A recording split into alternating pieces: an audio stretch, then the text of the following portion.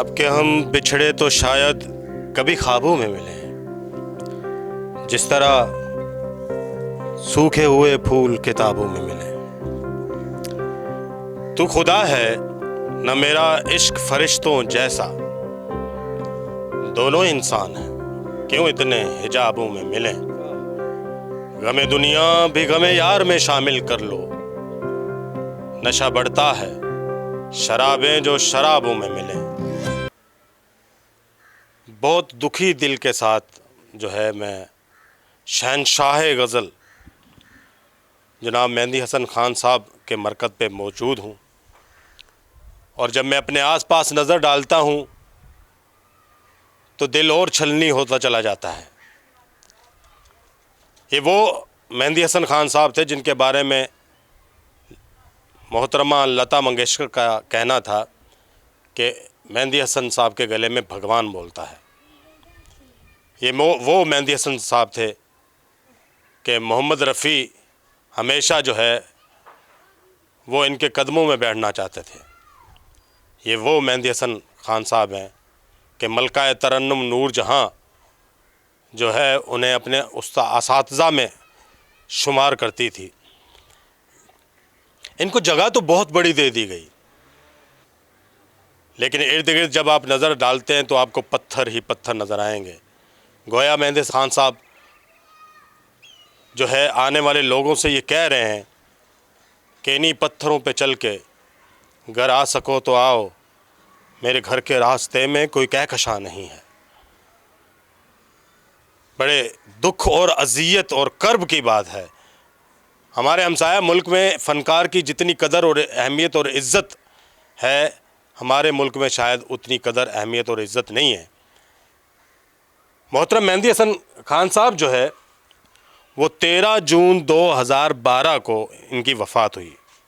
اب آپ اندازہ لگا لیں کہ 8-9 سال کا عرصہ ہو چکا ہے، لیکن 8-9 سال کے عرصے میں کیا یہاں پر کام ہوا ہے۔ یہ دیکھیں ان کی جو یہ چھت ہے وہ بھی جو ہے بڑی خستہ حال ہے۔ ان کی قبر ارد گرد جو ہے نا وہ آپ کو صفائی نہیں نظر آئے گی، باہر جو ہے نا ہمیشہ پانی کھڑا رہتا ہے۔ اس سے پہلے کہ میں بات کرتا جاؤں، زیادہ لمبی بات ہو جائے، ہمارے ساتھ ہمارے سلامتی نیوز کے معروف جو ہے نا وہ اینکر بھی موجود ہیں، اور اس علاقے کو اچھی طرح سمجھنے والے جاننے والے ایک دانشور، ایک جن کو جو ہے وہ بابا ہومیوپیتھک کہتے ہیں، ڈاکٹر صاحب وہ بھی موجود ہیں، بڑے عالم فاضل بندے ہیں۔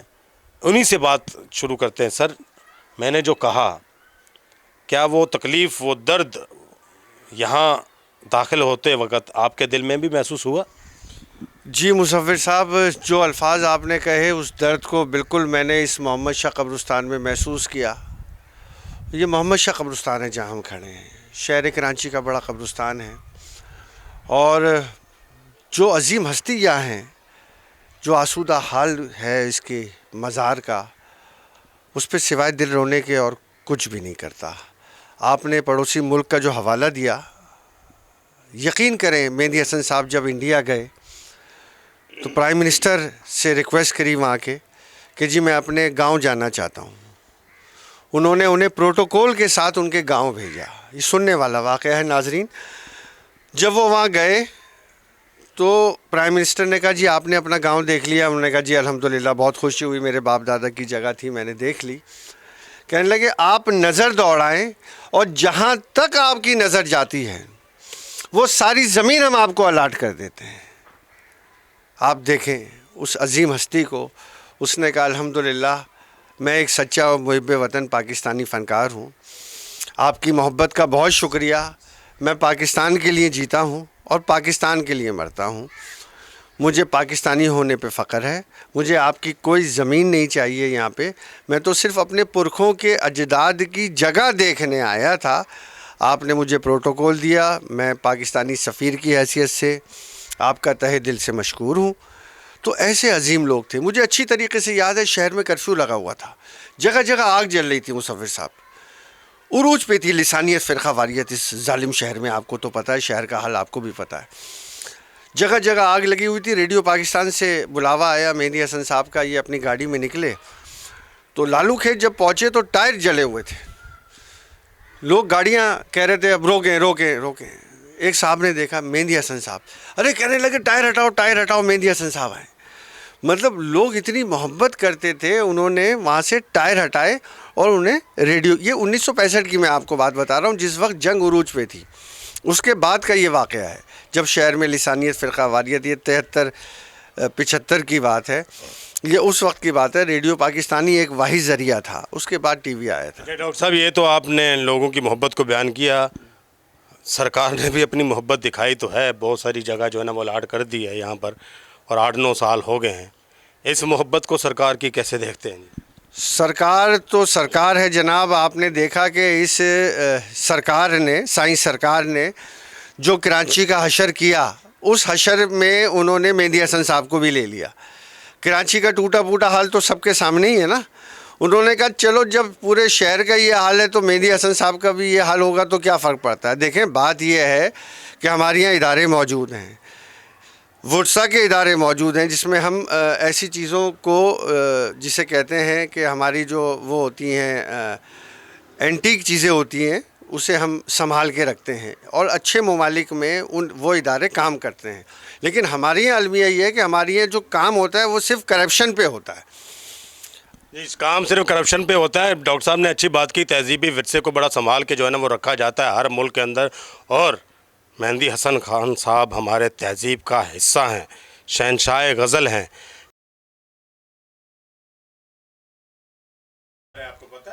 مہندی حسن کی وہ قوالیاں بھی گاتے تھے, گانے بھی, نعتیں بھی. کوئی بھی نہیں آتے, یہ صرف مسجد والے آتے ہیں یہاں پر, وہ فاتحہ پڑھتے. 2 لوگ آتے جمعے کے دن, نہ اس کے بیٹے آتے نہ کچھ آتے. لوگوں نے ادھر دیکھو قبر توڑا ہوا ہے, شہید کیا ہوا ہے.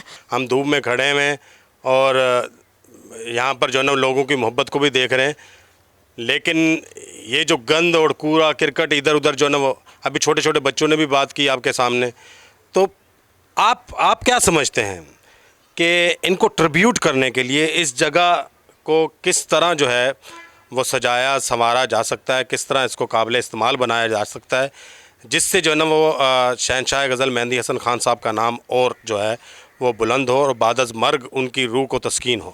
دیکھیں جی, یہ اتنی بڑی جگہ ہے, یہاں پہ بہت خوبصورت درسگاہ بن سکتی ہے جہاں بچے 24 گھنٹے قرآن کریم بھی پڑھ سکتے ہیں, 12 گھنٹے تو پڑھ سکتے ہیں. اس کی ایک بڑی زندہ مثال ہے, آپ UAE جاتے ہیں, شیخ زید بن سلطان ال نہیان کی قبر موجود ہے وہاں, اور انہوں نے بالکل ایک کونے میں بنائی ہے جہاں 24 گھنٹے تلاوت ہوتی ہے. تو کیا ہم یہ عمل یہاں نہیں کر سکتے؟ بالکل کر سکتے ہیں. ہم یہاں ایک درسگاہ بنائیں, یہاں ایک لائبریری بنائیں, بچے آئیں یہاں درس حاصل کریں, لائبریری میں کتابیں موجود ہوں. یہ جتنا ایصال ثواب ہے. پھر یہاں پہ ایک آڈیٹوریم ہونا چاہیے. دیکھیں یہ وہ ہستی ہیں جہاں پوری دنیا سے لوگ آتے ہیں. جب ان کا یوم وفات کا دن آتا ہے تو لوگ آتے ہیں, کثیر تعداد میں آتے ہیں. ابھی بچے بھی کہہ رہے تھے کہ گھر والے نہیں آتے, جہاں تک میرے علم ہے ان کے داماد بھی آتے ہیں, اور بھی لوگ آتے رہتے ہیں, آئے دن شخصیات مختلف آتی ہیں.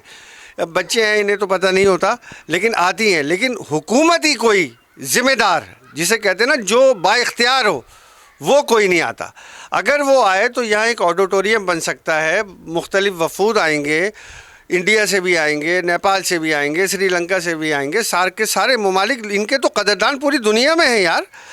وہ آئیں گے یہاں پہ, ان کے بارے میں ڈسکشن ہوگی. یہاں ایک طرف قرآن کریم ہوگا, ایک طرف لائبریری ہوگی. یہ اتنا خوبصورت احاطہ بن سکتا ہے, یہاں ایک چھوٹا سا گارڈن بن سکتا ہے. بلکہ میں نے اپنے ایک پچھلے پروگرام میں مصور بھائی میں نے یہ کہا تھا کہ اس کے 3 گیٹ ہیں اس قبرستان کے, گیٹ نمبر 1, 2, 3. میں آج سلامتی انٹرنیشنل کے فورم سے دوبارہ سندھ گورنمنٹ سے یہ اپیل کرتا ہوں کہ اس پورشن کا نام وادی مہندی حسن رکھ دیا جائے. گیٹ نمبر 3 کے اوپر ایک نیون سائن بنایا جائے جس پہ مہندی حسن صاحب کی تصویر ہو, اور اس پہ لکھا ہو وادی مہندی حسن, تاکہ وہ راستہ سیدھا یہاں آئے. اور اس کے مین گیٹ پہ بھی لکھا ہو. اس کا گیٹ 3 دفعہ لگ چکا ہے, لوگ توڑ کے لے جاتے ہیں لوہے کا گیٹ اور بیچ دیتے ہیں. ہمارا المیہ یہ ہے کہ ہم کوئی چیز بھی سلامت رہنے نہیں دیتے.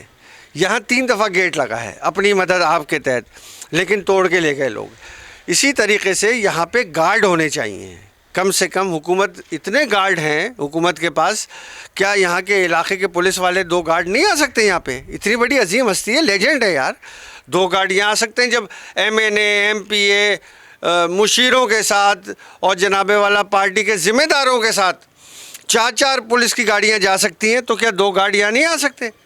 बिल्कुल आ सकते हैं जी। यहाँ पर जो है वो बड़ी अच्छा मशवरा दिया है कि ये जो गेट नंबर 3 है इसके सामने जो है वो मेहंदी हसन खान साहब का जो है ना एक उनकी तस्वीर के साथ एक बोर्ड लगा दिया जाए, और बोर्ड लगाने के बाद वहाँ पर जो है ना एक साइन दे दिया जाए कि इस तरह मेहंदी हसन खान साहब का मरकज़ है। और इस जो है ये जो पिंडाल है जो दिया गया है मेहंदी हसन खान साहब को, इसको एक ऑडिटोरियम में जो है ना वो तब्दील कर दिया जाए, और यहाँ पर बच्चे जो है वो दिन रात तलावत करें, और हो सके तो यहाँ पर जो है वो ऐसे बच्चे जो है वो रखे जाएं जिनका घर बार कोई नहीं है, यतीम हो, और यहीं पर उनको तालीम दी जाए, यहीं पर उनके खाने वाने का इंतज़ाम किया जाए।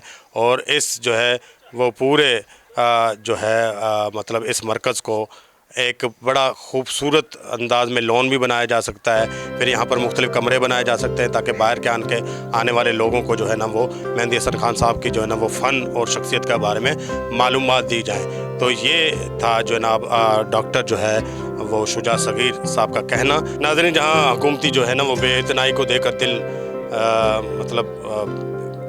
दिल में तकलीफ़ सी होने लगती है, दर्द होता है, और जो है वो शहनशाह गज़ल मेहंदी हसन खान साहब की जब कब्र को हम देखते हैं तो वहाँ पर थोड़ा सा इत्मीनान भी होता है, क्योंकि कोई तो है जो उनकी कब्र की देखभाल करता है।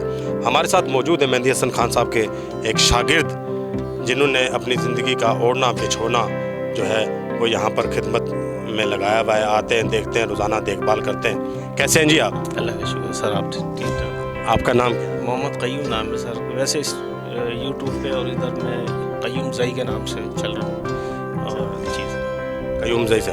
अच्छा, मेहंदी हसन खान साहब की वफ़ात को 8-9 साल हो गए हैं, तो हम देख रहे हैं कि जितनी बड़ी वो शख्सियत है इतना ज़्यादा काम नहीं हुआ। दिल दुखता है, बहुत दुखता है। बड़े बड़े लोग आए सर, वसीम अख्तर भाई भी आए, वादे करके गए थे। सारी कटिंग मेरे पास अखबारों की रखी हुई है, तमाम वीडियोस रखी हुई हैं।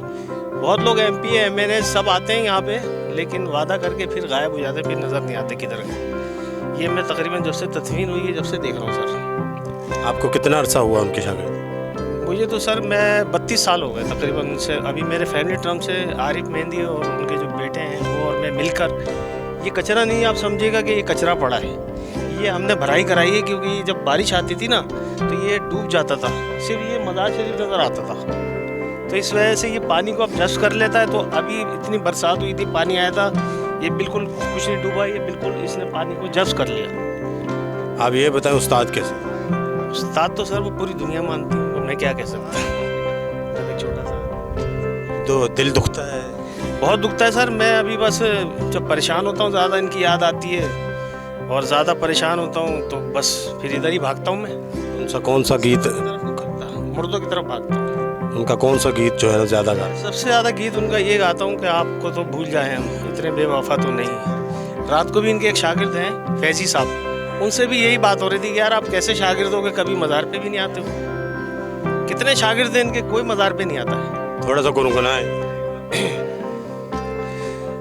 आपको भूल जाए हम, आपको भूल जाए हम, इतने तो बेवफा नहीं, आपको भूल जाए हम।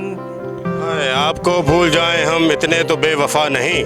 ये थे शागिर्द उनके, ये कह रहे हैं कि ये जो जितना भी मलबा यहाँ पर पड़ा हुआ है इन्होंने खुद डलवाया हुआ है ताकि यहाँ पर पानी जो है वो ज़्यादा फैल ना सके। कीचड़ हो जाता था, पानी के लिए लोगों को तंगी होती थी आने जाने में, लेकिन हुकूमती जो है सतह पर कोई ऐसा काम नज़र नहीं आ रहा है और हुकूमत को इस पर तवज्जो देनी चाहिए। बहुत शुक्रिया जनाब। आपको हमारा प्रोग्राम कैसा लगा इस पर जो है ना वो अपना फीडबैक ज़रूर दीजिएगा। मैं सिर्फ इतना कहना चाहूँगा कि एक मेरे दोस्त का मुझे शेर याद आ गया है कि जहाँ हो फ़न से तारुफ़ ना इज़्ज़त फ़नकार, फिर ऐसे शहर में कोई कमाल क्या करना। तो मेहंदी हसन खान साहब की कब्र से मुसव्वर अली बलोच को हुसैन हीरो के साथ इजाज़त दीजिए। सलामती न्यूज़, कराची।